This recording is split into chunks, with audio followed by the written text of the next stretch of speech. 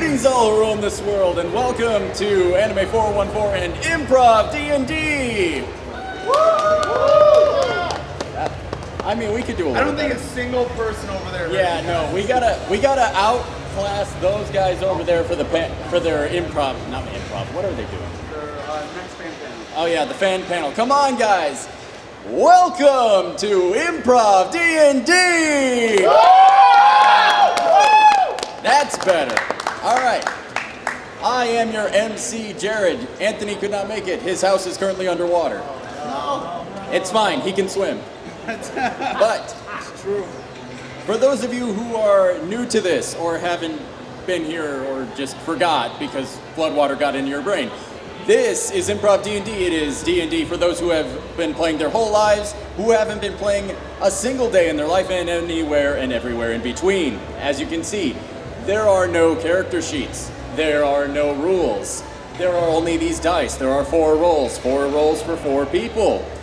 We will pick people from the audience to audition for these 4 roles.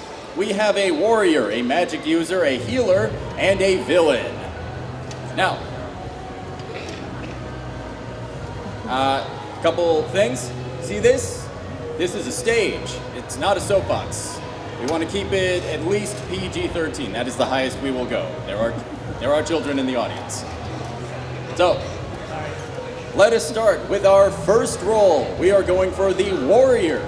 Now, when we ask our questions, we do not want serious answers. We want silly, ridiculous answers. One that we always call back to is a guy had a frosting axe where if he hit somebody with it, they got diabetes. So we don't want the seriousness, we want the silly. So, show of hands, who wants to come up and audition for our warrior? All right, warrior number 1, what is your strongest weapon? My strongest weapon is my great-great-great-grandfather's lava lamp. Basically, when you hit somebody with the lava lamp, they get nightmares about evil lava lamps, and it just drives them crazy. Evil lava lamps, all right. Warrior number 2. A pin cushion. A pin cushion. All right. Now, you, the audience, are going to choose who you want to go on this adventure with. Let's hear it for warrior number 1. Right. Now let's hear it for warrior number 2. All right, that sounded like warrior number 1. All right, warrior number 1, you're going to be this black dice right here. A little incentive for you guys to come up. We do have some goodies for you guys up here. We have an official Quest Bros die that we have. It is our color scheme and it has our logo as the Nat 20 because we are all Nat 20s here. And of course, we also have a sticker for our Improv D&D as well as a button of our logo. So, further incentive. Now, the next role we are going to be auditioning for is the mage. It is a person who can shoot anything out of anything or any part of themselves. So, the question we have for the mage is, what is your most powerful spell? Mage number 1, what is your most powerful spell? I don't have one. I'm one of those fake people that read your astrology signs. All right. Newspaper column, I like it. Mage number 2. Sticky hand. Sticky hand. Like your hands are sticky or it's Like the that actual? toy. Oh, it's the actual sticky hand. sticky Fantastic. Mage number. I create a giant Nerf gun and yeah. Nerf or nothing. All right. Number 4. I'm not a full mage either. I'm a little goblin girl who believes she is a magical girl. And she is an artificer who creates bears that she uses for summons, and she's so delusional that she is silly. We always like delusional goblins. Those are our favorite characters. All right. Let's hear it for mage number 1. All right. Mage number 2. Nobody remembers sticky hands. I can see. All right. Mage number 3. And mage number 4.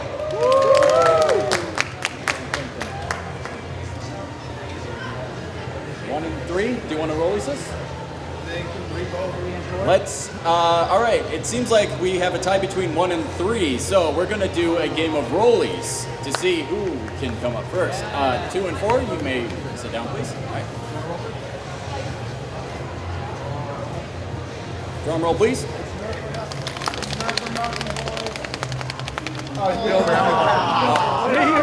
That is a 2. All right. Don't get a 1. Don't get a 1. 18. All right. You can stand up here with the red die. Man.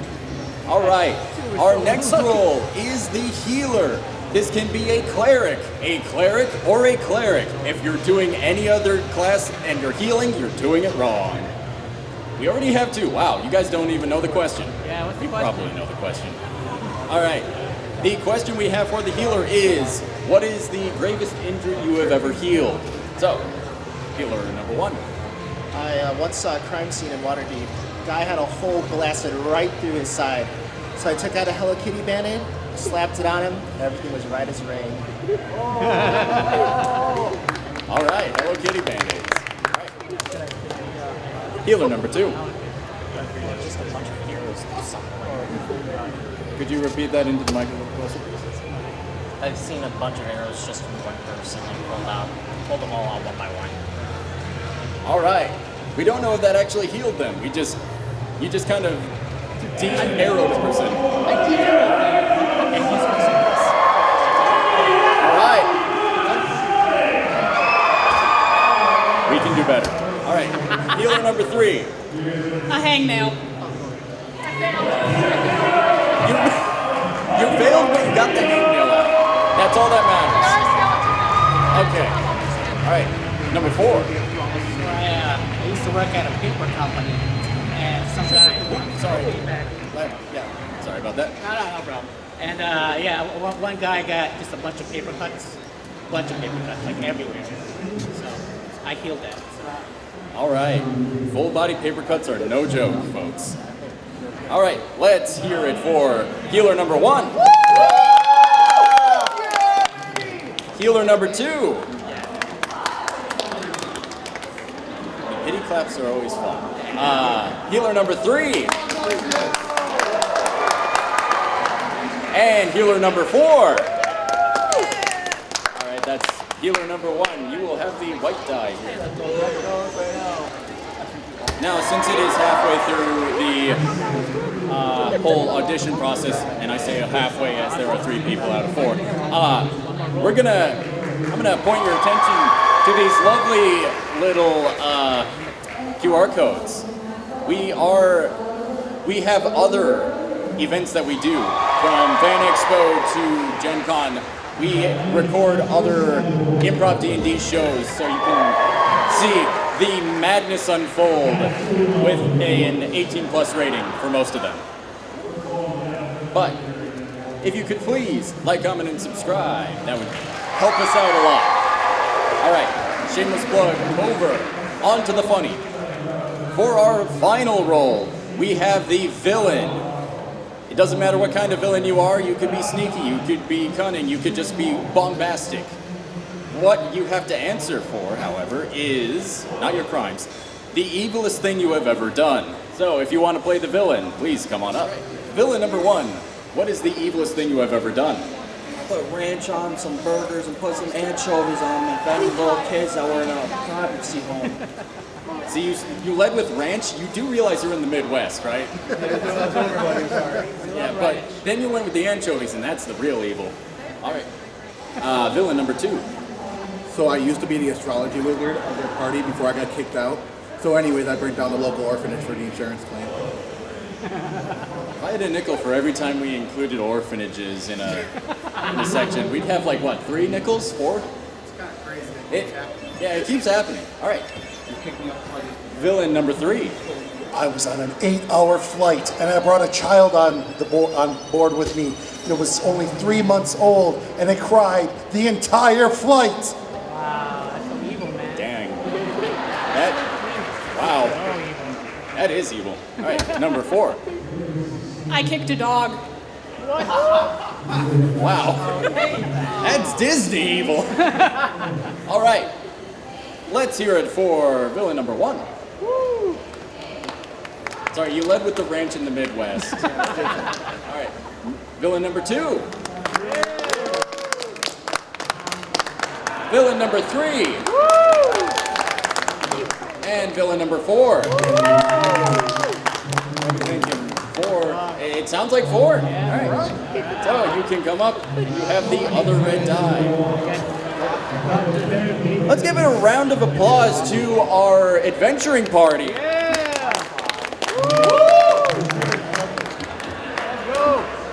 All right. Now, I am not your DM. I am not qualified for that. Oh, that's right. We are sponsored by Robin's Nerd Supplies. They actually provided us with these die that you see before you. Unfortunately, you cannot keep the big die. Those are ours. But the small ones, they actually made for us. Those you can keep. And you can find their link on that code if you want to get any sort of die yourself. They have dice and dice accessories, dice towers, dice bags. They have a new holo set that we are giving away currently. It is pirate themed, and it was an excuse for me to pull out my pirate costume, and it was great. But with that out of the way, give them a shout out, give them a check. We do have a code through them. Just use code QuestBros, you get 10% off. All right, second shameless plug, over. That is the second mid-roll ad. Let's get into the fun. Now, I am not your DM. Again, I am not qualified for that. I only have a year experience, maybe 2. So we're gonna go with someone who has 10 years experience, my friend Dan. Give it up for Dan, the DM, everybody. I will continue to dunk on you for how old you are. Even though we're the same age. How's everyone doing today? Come on, you guys gotta beat them. Make as much noise as possible in 3, 2, 1. Oh, man, I love you guys so much. Thank you all for coming out. All right.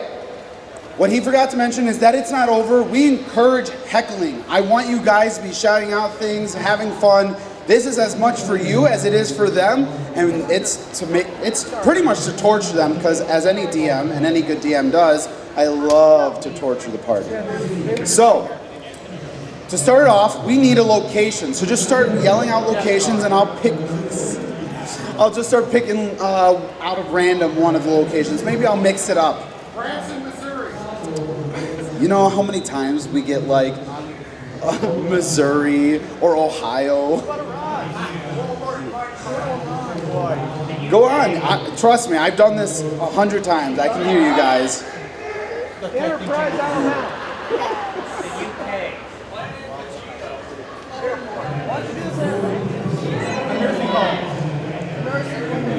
Costco. All right.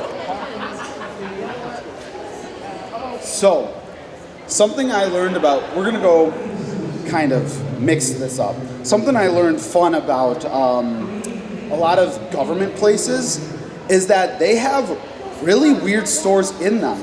Like, the Pentagon has like McDonald's in it. Super weird. So we're gonna go to Area 51. But inside of Area 51 is a Costco. For whatever reason, it's like people live on the base, they just have a Costco. That's a monopoly, folks. And while you guys are there, just minding your own business, buying your groceries, maybe spells, whatever, you know, things like that. They have a new section of Costco, an animal section. And, you know, you almost hear that song in the background, with the eyes of an angel. You can see the puppies and the cats and the parrots, all of the lovely animals. And then this stranger jumps over, goes up to a dog and just starts kicking it for no reason. Out of nowhere, just starts beating the puppies. Immediately hated. Everyone hates you. Yesterday there was like maybe the villain was okay. No, everyone hates you.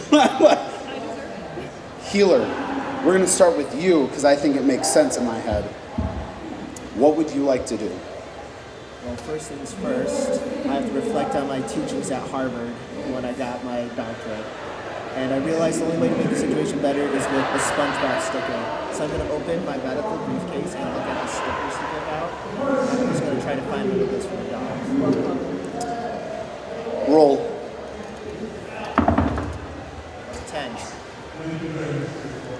You go through your medical briefcase of nothing but stickers for whatever reason, and you don't find any SpongeBob, but you find a Patrick sticker, and you slap it on the dog, and you know how hard it is to take a sticker or a Band-Aid off of hair?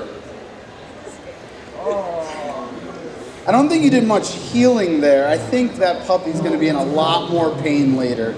Yeah, you're right, it's about love, it's about love. Villain. At this point, get rid of this stand. At this point, a party is inconveniencing you. You're trying to beat these puppies. I'm gonna rip the sticker off of the dog's Oh fur. my lord. Roll. That's why I'm doing it. It's partially because it's spite of you. Bite its head like Gene Simmons. 9. You go to rip the sticker off, and like you rip half of it off, and then you're like trying to get the other half, and it's just not working. But the puppy is still in pain, just half as much pain. So you rip that sticker off, the puppy yelps, everyone in Costco now feels horrible about it. They're like, oh, what is that? What is that person doing to that dog? Fighter.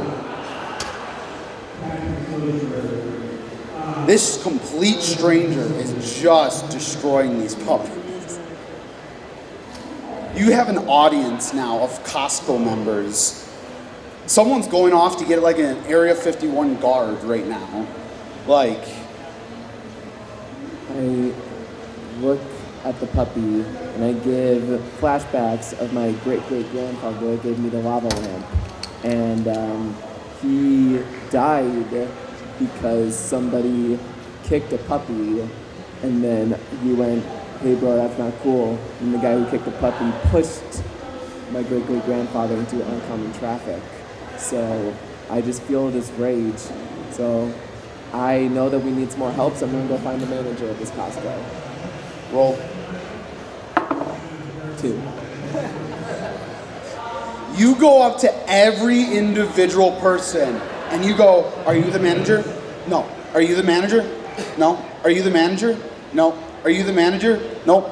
And you do that for the next 6 seconds until you get your next turn. Mage. Your fighter was no help. They just, like, you see them talking to literally everybody but the manager that is obviously over there. This crazed individual is still hurting puppies, and your healer's doing something to help them. I don't really know if you could call it help, but they're doing it. Yeah. What would you like to do? I would like to go up to the manager and say, that man is looking for you. And just say nothing after that. Roll. 2. You go up to the manager and you completely flub everything you're trying to say. You go, that man is looking and you for me. And the guy is just bewildered by what you just said. He's trying to think what that could mean, and then immediately thinks he's trying to get him to stop you from doing something. So he goes and gets security to take you out of the Costco. Healer, your party is not helping at all. Actually, you're not doing much in the word of helping either. Things are getting serious, so I will set down my chicken bake for the time being. I'll return to that later. I am going to go fish through my veterinarian's bag that I also happen to have brought with me for my tranquilizer gun. I'm going to make sure that the tranquilizers are loaded, not chemotoxins, and I'm going to attempt to shoot you with it to tranquilize you for a bit so I can rescue these poor puppies. It went from stickers to gun real quickly. I mean, am I the only one that thinks? All right, trank. Real quickly. Go ahead, roll. Things are getting serious here. That is a 5.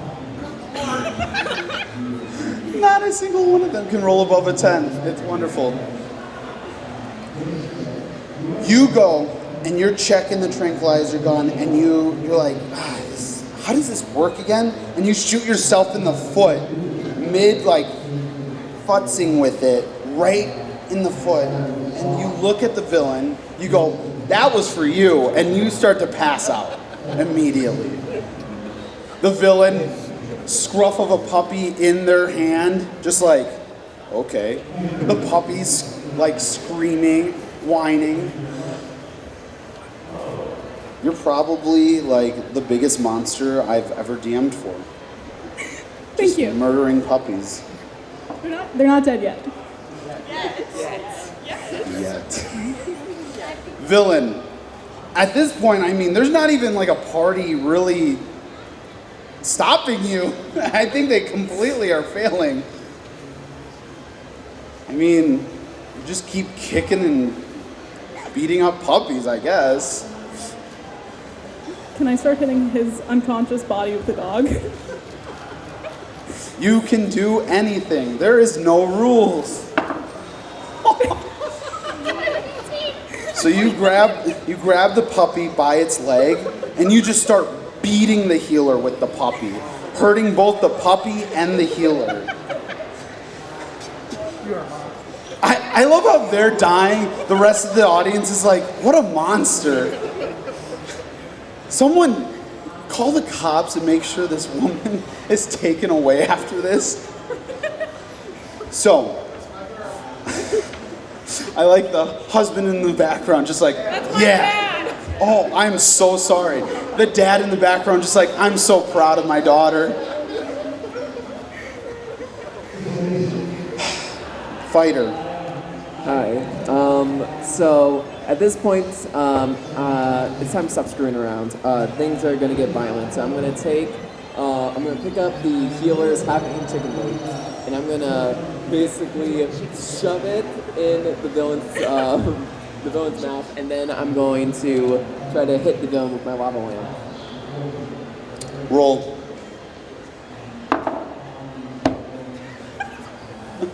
A 7. You know, it was a 1. The fighter comes up to you with a nice platter of food and is like, here you go. Also, look at my lava lamp, and then goes to hit you with it and drops it. And the lava lamp, for whatever reason, doesn't shatter. It just like bounces away. And then you just have to think and wonder, how do they make that glass? Because that thing should have just shattered instantly. But the lava lamp starts rolling away, and it does that comedic thing where it doesn't ever stop. It just keeps going and going. It goes under like the Costco's like counters and stuff and just keeps going past down. It rolls down an aisle, just rolls down another one. So you just go off on a total goose chase. The manager is still very concerned about what all of this is anyways. So am I.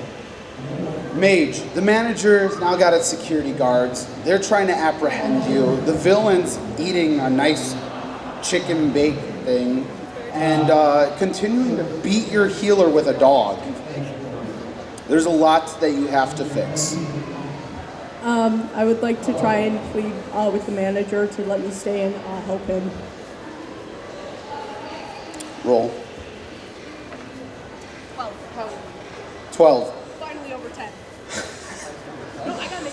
Oh, wait, I got it. Never mind. The manager is hesitant, for sure. But seeing a crazed woman beating another person with a dog is inclined to believe you. He then points at the security guards to go and break up whatever that is and figure out what's going on. Healer, in your dazed state, all you can feel is fluff hitting you. And whimpers in the distance. I'm so sleepy. My chicken thing.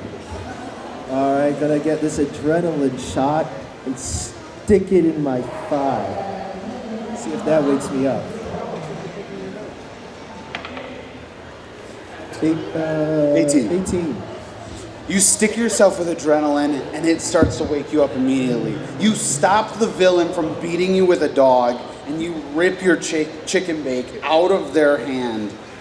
Because that was the more important part of this whole thing. Not the fact that they're beating up dogs, but that they were eating your food. Villain. I can confidently say villain. Dog in hand, chicken bake ripped out of your hand, guards are coming. Can I grab another dog and try to beat the guards up with it too? Just like nunchuck style? No rules. Roll. Dang. 2. Holy cow. Instead of like, similar to what would happen if you actually tried to use nunchucks, you just start like hitting yourself with the dogs. The dog's still in a lot of pain, but you're hurting yourself as if you were trying to use them like nunchucks anyways.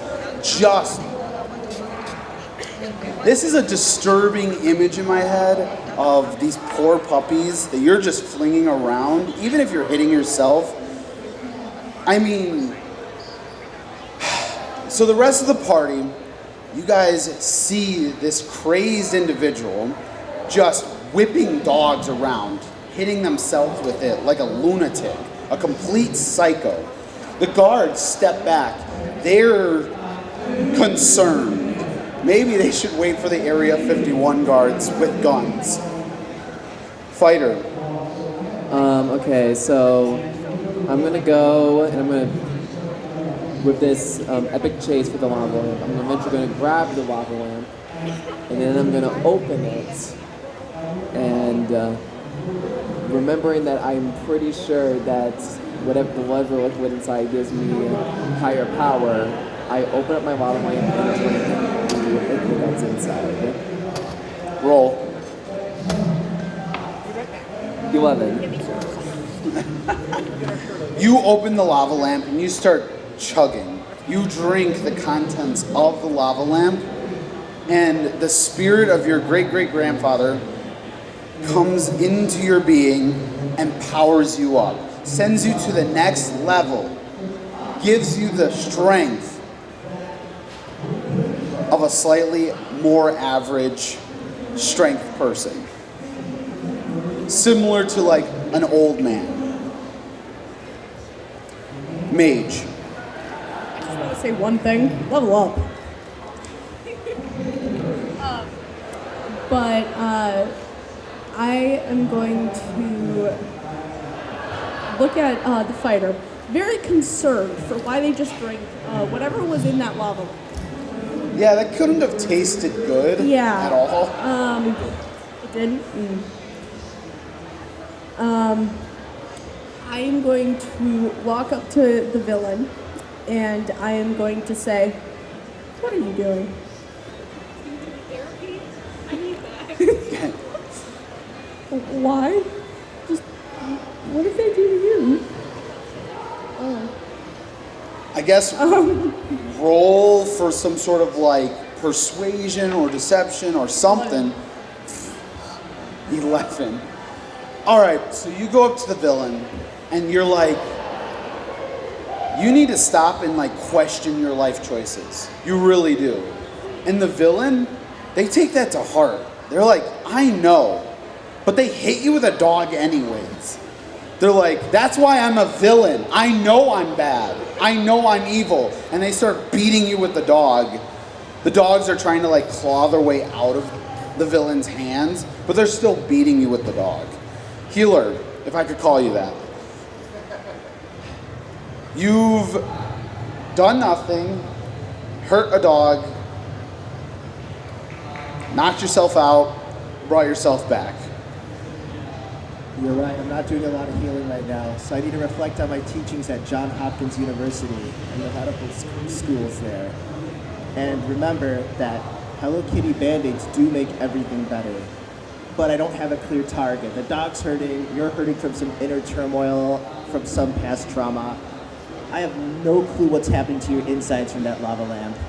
I am going to take as many Hello Kitty Band-Aids as I physically can hold and start sticking them on the face. It's time to bring healing into this world. Roll. Start. That is a 3. Very inspiring speech. I want to save the world and put a Band-Aid on it to fix everything. And after that, you start putting Band-Aids on everything. And it fixes about as much as you think a Band-Aid would. You put a Band-Aid on your fighter's stomach, and it does nothing. You put a Band-Aid on the mage's head, it does nothing. You put Band-Aids on the dog, that will hurt them later. You put Band-Aids on the villain, it does nothing. You put a Band-Aid on the table, on the floor, on the manager, on the guards. It does nothing. Villain. Dogs in hand, beating the mage, guards nervous, Band-Aid on your forehead. The Band-Aid started infecting me with more evil because I did not feel the love and happiness that was the Hello Kitty was supposed to give me. So I just started throwing the dogs like dodgeballs at the guards. Roll. 13. You start chucking puppers, just boom, puppy, boom, puppy, boom, puppy, boom. You take out the guards. The Area 51 guards come in. They're like, what's going on? Dog in the face. Dog in the face. You start chucking dogs at the Costco employees, the Costco customers. Every dog is taken from this kennel, this adoption kennel, and is thrown at someone. Party member, party member, party member. You keep one dog limp in your hand as a nunchuck. Fighter. Alright. Do something. I plan on it. With the extra energy I got from drinking that lava lamp, I'm gonna go up, I'm gonna run towards the villain, and I'm gonna pull my hand back and just deliver one strike right to the face. Roll. Is that a nat 20? That's a nat 20.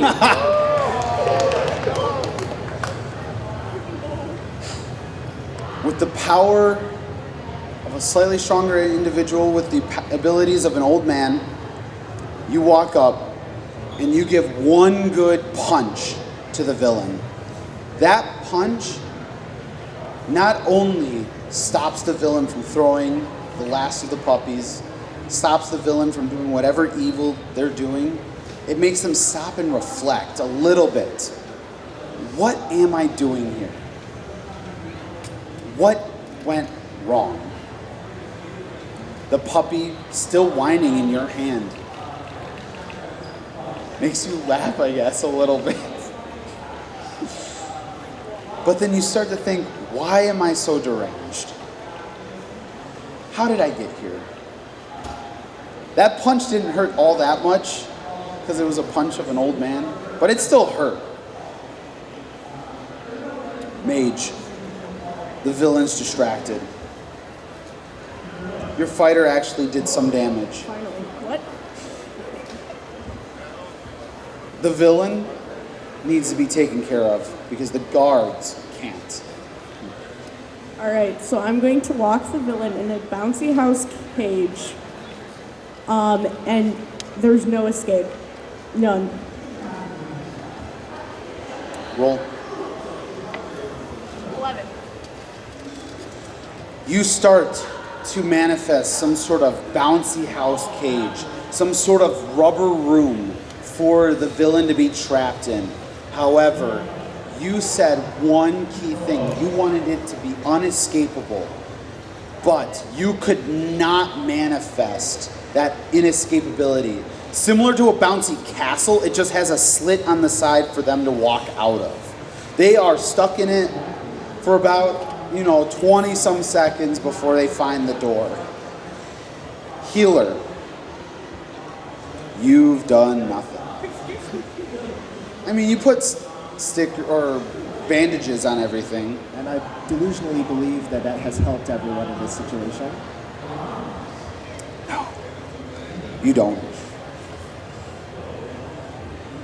Well, if we want to keep her trapped in there, I have this really thick medical tape with me. I am just going to try and tape it shut so that the villain can't escape and these dogs can be saved. Roll. I still have a dog in my hand, don't I? Yes, you do. 13. You go with your medical grade tape and you tape up the bouncy castle. You're like keeping the villain stuck in there. But as the villain just said, they very much have a dog in their hand. The healer going, that dog is a sacrifice everyone at this Costco is willing to make. Welcome to the dark side. Yeah, no kidding. Villain, you are in a bouncy castle, door taped shut, dog in hand, them looking at you like a caged animal.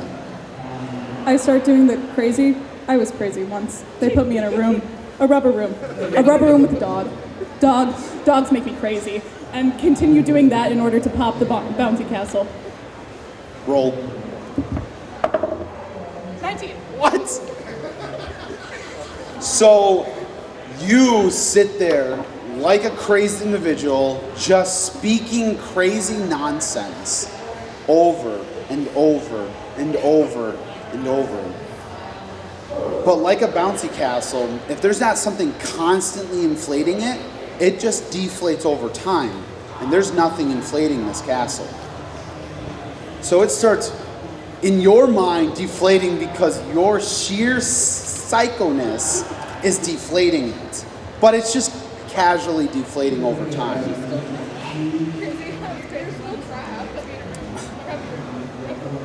As it deflates, it becomes much easier to rip, tear. So you use the dog to cut a hole in the ceiling of the bouncy castle, and you're just standing there in a deflated castle looking at the party like a bunch of psychos. No, wait, let me rephrase that. You're the psycho looking at the party looking at a psycho. Fighter. Fighters usually get multiple attacks, so I'm going to go to the healer and I'm going to steal a good amount of the Hello Kitty Band-Aids. And then I'm going to completely tire the villain and trying to get as much of the Hello Kitty Band-Aids on the hair as possible. And maybe it'll be enough so that she can get tied up. Roll. And be happy. 8. The last Hello Kitty Band-Aid made me fork on it. You're just making it worse. Yeah. You grab a handful of these Hello Kitty Band-Aids and you start putting them all up in the villain's hair, hoping to somehow tie them down, restrain them, maybe even heal them because of the magical properties of the Band-Aids. However, these are just normal Band-Aids that are going on hair, and they are pissing the villain off. As each Band-Aid you stick on, you can see the villain getting stronger and stronger and stronger as their malice, their anger, their sheer evilness starts to grow beyond anything they've done before. They're gonna probably kill every dog in the world now because of you. Mage. I'm going to put the strongest Hello Kitty Band-Aid, just make it magically out of thin air. Just poof, it's there. And then stick it on the, it's huge, stick it on the villain's face. We've learned nothing. They're not helping. Roll. Band-Aids make me more evil.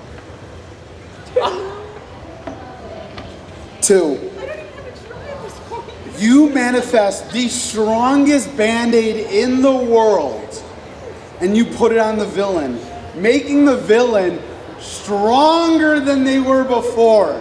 Much, much stronger. Any healing property the Band-Aid, for whatever reason, had, turns into giving the villain more power. And they have a lot of power now. They are the strongest in the world now because of this Band-Aid you manifested. Healer, the power of Band-Aids isn't working. Would you like to beat this dead horse? Or would you like to do something different? My faith in Band-Aids has been shaken this day. In my years of practice, a Band-Aid always brought a smile to every child, along with the words telling them it would be okay, and now I know it won't be okay. Hello Kitty Band-Aids may not be as strong as I think. What I do think the party needs, though, is rejuvenation for the strength to face this threat. So I'm going to summon my powerful spell of Flintstones multi-purpose vitamins and give them each a vitamin, like a senzubi, to give them strength in this upcoming conflict. Roll. That's a 17. You give your party vitamins, making them stronger and stronger, possibly strong enough, we'll see, to face the new powerful villain filled with Hello Kitty Band-Aids. I take not just all the dogs that were in that Costco kennel, but I take all the cats, all the birds, all the mice, all of the gerbils, hamsters, whatever is in that Costco animal shelter. I take them all and I make it into a giant ball so I can try to defeat them. I like throw it at them. Roll. A 7. The sheer sight of you makes the hamsters die immediately by fright. You go to grab the cats, but you see an evilness in their eye. Like they will mess you up. They're not like dogs. They will mess you up. So you leave the cats alone. The parrots, they just fly away. So it leaves the dead gerbils and the dogs. Dead hamsters. And you just grab the hamsters and you toss them at the party. You grab the dogs and you toss them at the party. You fall short, completely missing the party. But now is the party's turn, with the new Flintstone vitamins powering you up, making you stronger than you were before, might give you the edge to beat the villain. I look at my other 2 party members, and then I realize that it's not just the vitamins that will help me. It's the power of friendship. Oh my lord. So I hope you roll a 1. with that going on, I look at the villain, and then I remember again my great-great-grandfather, and I wind up and I do a lava lamp liquid Flintstone vitamin powered punch, hopefully to do some damage. 15. You call upon the power of friendship, and that was the key you were missing all along. The power of friendship activates the one Hello Kitty Band-Aid that's on your stomach. It fixes whatever poisoning the lava lamp did to you and makes you much stronger. It gives you the power of your great-great-grandfather in their prime, like it was meant to do. You gain that strength mixed with the Flintstone vitamins, and you start punching the villain. Much like they kick dogs, you're giving them a taste of their medicine, beating them down. Mage. I tell the fighter, wait, I have an idea. Oh, no. This idea is, instead of Hello Kitty Band-Aids, I take My Little Pony Band-Aids. The most powerful one ever. I do have My Little Pony Mojo. So, it's the most powerful Band-Aid ever. And since friendship works, I think... You're about to power up the villain again. I can feel it already. All right, but I think friendship is magic. So, I try it. Roll. Friendship for you is not magical. In fact, it only seems to disappoint you in the end as you put one more sticker on the villain who is currently getting beaten up by the fighter. The fighter can start to feel their power against this villain waning. Like the villain is resisting more and more of your damage. Healer. We need a knockout blow. And sometimes evil can only be beaten by a greater evil, the medical system. I am going to write her a bill for the damages to every dog and hamster and bird all their medical expenses. Is your insurance going to cover this? I don't think so. That is a 16.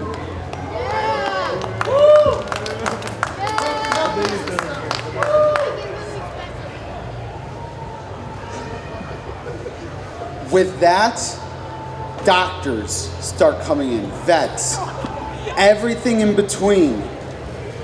Bill, bill, bill, bill, bill for each dog you ever kicked, each hamster you've ever killed, each cat you've ever mentally strained. You just get a bill after a bill after a bill. Before you know it, this Costco is filled with paper. You start drowning in the bills, physically, literally drowning in bills. That's not even including the debt you'll be in once the bills are all filed. Your insurance does not cover you murdering animals. You have possibly one opportunity, one chance. You might as well take the party down with you. That's okay. What? This Costco is filled with paper. I'm gonna bring the medical system down with me as well as these guys, and I need to tell them one more thing. Your chicken bake, whatever it was, mediocre at best.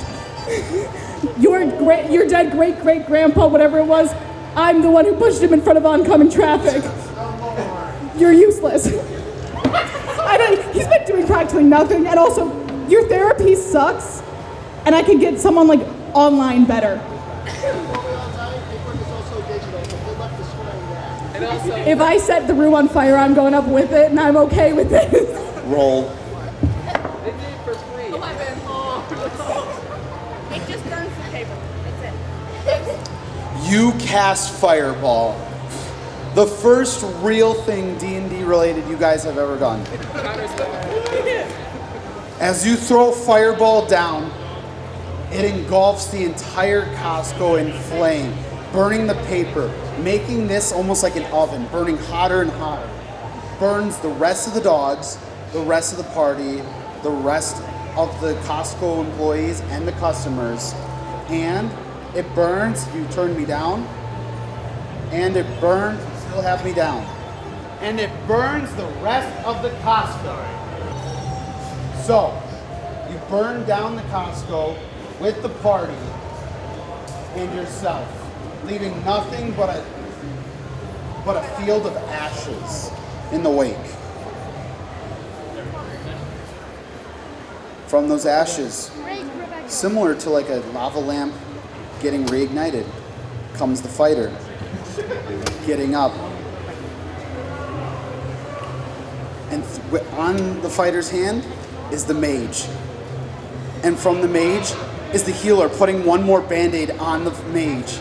One more band-aid on himself. One more band-aid on the fighter. This time the band-aid's actually working as intended. You come out of the ashes and you walk away from this, never to talk about it ever again. Except maybe you do. I mean, it was a pretty interesting adventure. We'll end it there. Thank you all so very much.